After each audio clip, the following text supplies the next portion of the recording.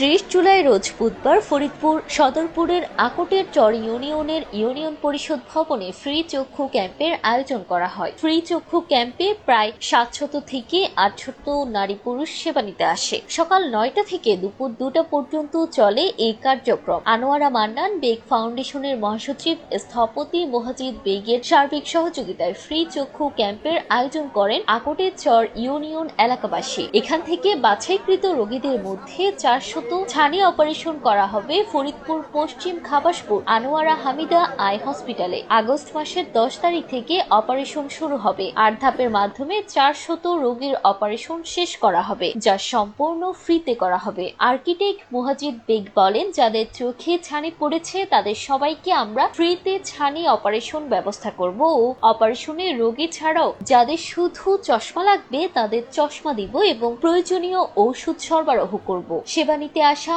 অনেকে বলে, চোখে ছানি পড়ার কারণে ও টাকার অভাবে আমরা চোখ থাকতেও অন্ধ। উপকারভোগী গরিব অসহায় ব্যক্তিরা আর বলেন, এই সেবা পেয়ে খুবই খুশি। সৃষ্টিকর্তার রহমতে ও আয়োজকদের সহযোগিতায় হয়তো এখন চোখের দৃষ্টি ফিরে পাবো। সাজ্জাদ হোসেন সাজুয়ের তথ্যচিত্রে জান্নাতুল তাহসিন, চ্যানেল 21, ফরিদপুর।